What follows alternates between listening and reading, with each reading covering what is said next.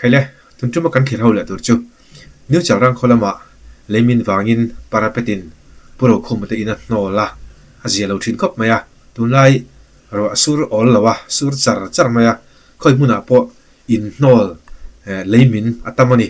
nuna chan ro an om lawa mun chang kata chon in se seng man lawin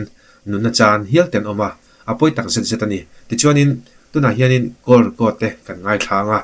soi zaw ngai lai soi pil ngai lai te omani le kan soi chholenga ning pon ni sela kor kot ngai thapa tang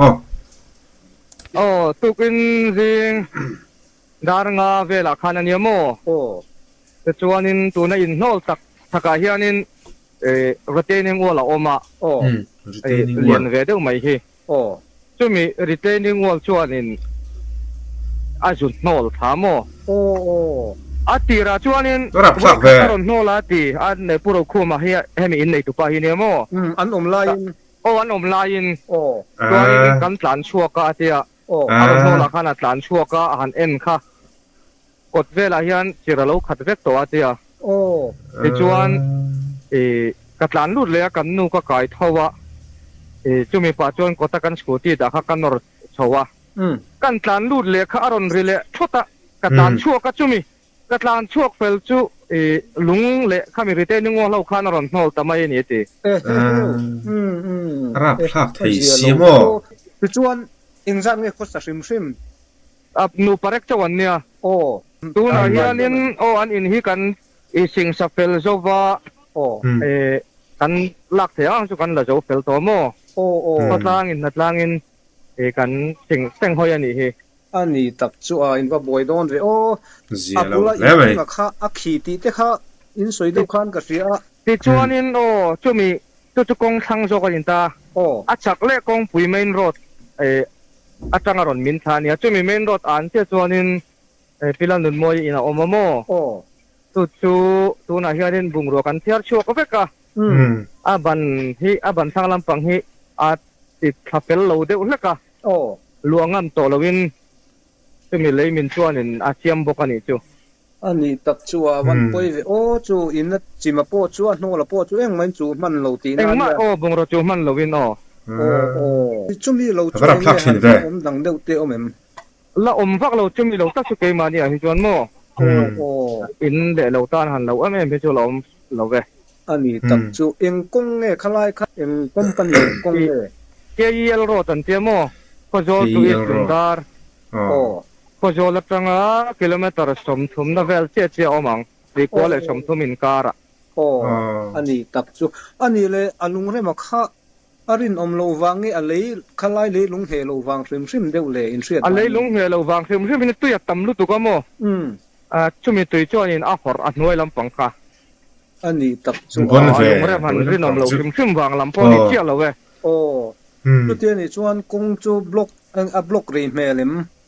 kong hnuai jok hi block a kong chung jok chu tu na hian kal thein kan thian fel le to a JCB na thian amo ani tak chu van duai na in ko kan tor pui hle mai chewa ole ole ti khan an kol ko chu kan ngai thla kha thil kimchang takin thu kimchang takin aron reporta apoi tak zatani khami retaining wall parapet ti chovel khami kha nge takin ani na chon mo nge takin oma amero chu khami ngelo wanglam ni lovin achunga tuilu ta leichung lam panga ni tuilu to chun a hla omani top mai hei chemo hlom takani chu wang chonin film khori angai tak zata a film khursen theilo ang plugani film khursen hi a har maya achan chu leinoya tui alu to chonin leichung kha ati ni vek to ni khatinga wang khan ro sur ta phe chonin ti thut thei kha ani reng ani ti kha kan thiat lang thok pok ringa ti chonin a vedo pa ngai hi kanen chhauleang to mu ka thi karung tu thang lam pawat ka le ta ba omani o filaya chim chimo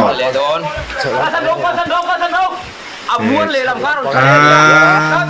hian kong chak lam pangaron tol vele zela rap thagem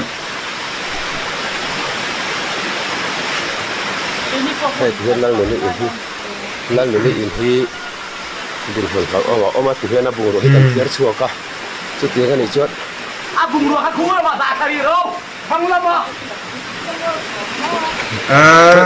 khalai on chim khai moro khalai te ka tilel le don ava bon ve bung ruah aku mah zakari ro bang lama khi petrol bu ba so fa eng lo kong hoi lam pang angin ava lo mem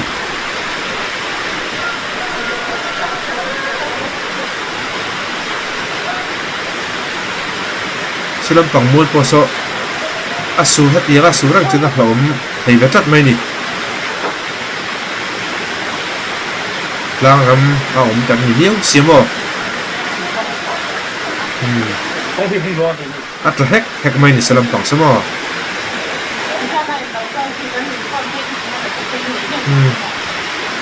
chalam pang chu chi aron hek wom mai ni to na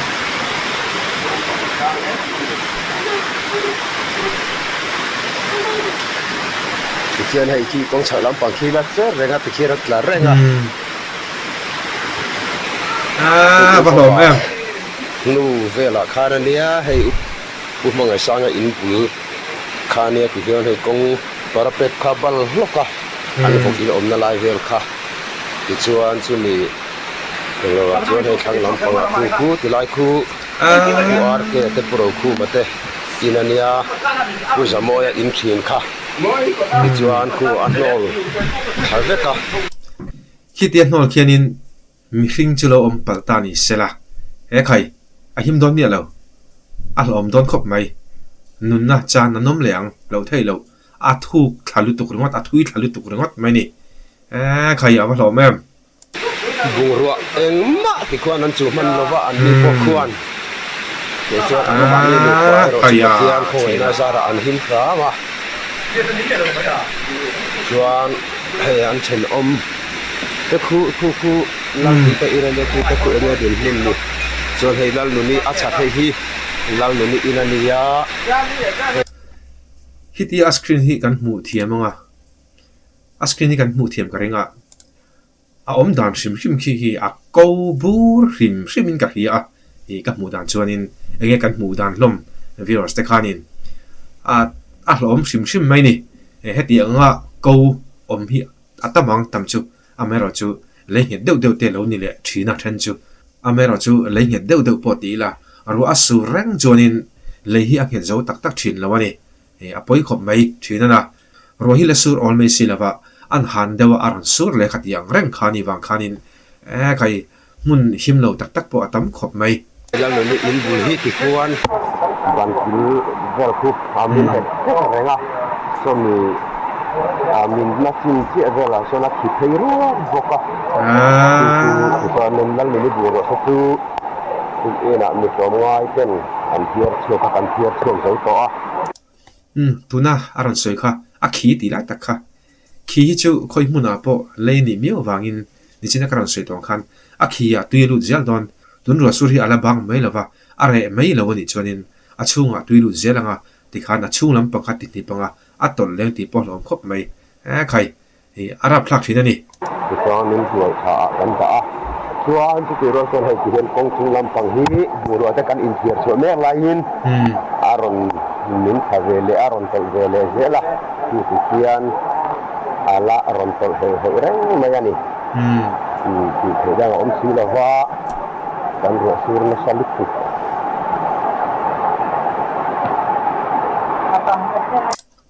tuna ran soi khan na dikani kan ro sur hi asur na sale le tuka tingena omlo ti top mai te ang asur ol lo ni china ka soi khanin ka ting te chonin tlang ram om na chu buaina kan nei lo thei lo ro sur rail tu khi phailam panga po an boi pha rang thina tuilian anasa khatiang khania ro sur hrim hi phailam pang le mun zol le tlang ram hi a him lo ve ve ni a him lama chon a him thei lo chuwa chon tuia ni meu wang khanin phailama chon tuilian ani rawat maya tuia lian na sa a an boina sa ni vai ho pa mo mizoram ala leimin thatiang khanin tlang ram ani meu vai na boi thlak thin khop maya en poni se khami kha ni charang lam panga leimin ina nol kan en le thei ni ta sela sedu nei te kan amani chuan comment section lamba han kan lo sei le tonia tunjuma tan chuan khati zong kha ni le phon ro se